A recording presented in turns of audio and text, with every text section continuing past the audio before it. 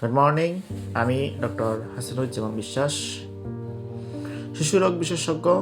আজ একটি খুব সাধারণ হলেও খুবই গুরুত্বপূর্ণ একটা বিষয় নিয়ে কথা বলবো। সেটা হলো শিশুর অতিরিক্ত মোবাইল ব্যবহার এবং তার ক্ষতিকর দিক।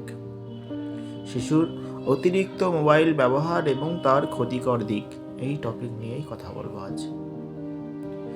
আজকাল অনেক মা বাবাই বলেন যে আমার শিশু, আমার বাচ্চা মোবাইল না দিলে খাচ্ছে না, মোবাইল না দিলে বাচ্চা খাচ্ছে না, মোবাইল না দিলে বাচ্চা ঘুমায় না, মোবাইল দিলে তবেই বাচ্চা শান্ত থাকে।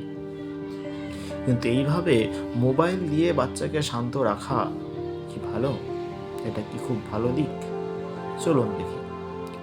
বাচ্চার মস্তিষ্ক তৈরি হতে, সম্পূর্ণভাবে ডেভেলপ হতে সময় লাগে প্রায় 2 বছর এবং মস্তিষ্ক বিকশিত হতে সময় লাগে প্রায় 2 থেকে 5 বছর। শিশুর মস্তিষ্ক 2 থেকে 5 বছর বয়সে সব থেকে বেশি বিকশিত হয়।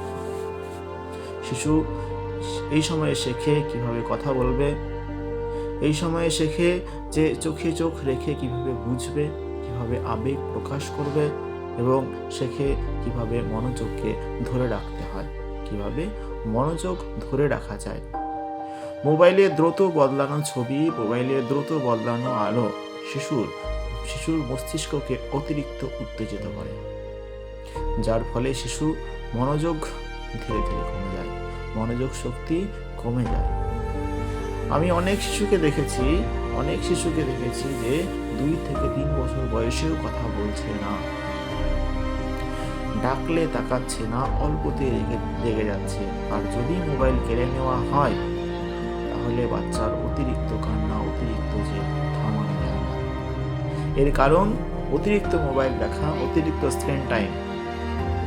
বেশি মোবাইল ব্যবহার আরো অনেক সমস্যা করে, যেমন চোখে জ্বালা, মাথা ব্যথা করা, ঘুম দেরিতে আসা, গভীর ঘুম না হওয়া। শারীরিক খেলাধুলাও কমে যাচ্ছে, যার কারণে কি সমস্যা হচ্ছে? বাচ্চা মোটা হয়ে যাচ্ছে, বাচ্চার ওজন বেড়ে যাচ্ছে, বাচ্চার ইমিউনিটি কমে যাচ্ছে, অনেক রোগের শিকার হচ্ছে। সব থেকে বড় ভুলগুলো হলো যে বাচ্চাকে খাওয়ানোর সময় মোবাইল দেখানো, কান্না থামাতে মোবাইল দেখানো এবং বাইরে খেলতে না নিয়ে যাওয়া। মনে রাখবেন, শিশুর জন্য মোবাইল বেবিসিটার নয়, মোবাইল শিশুর বেবিসিটার হতে পারে না।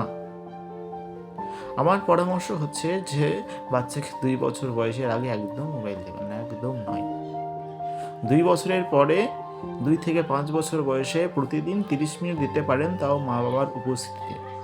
5 বছর বয়সের পরে সর্বোচ্চ 1 ঘন্টা দেবেন, তাও মা বাবার উপস্থিতিতে। অবশ্যই মা বাবার উপস্থিতিতে দিতে হবে। মোবাইলের বদলে কি করবেন তাহলে?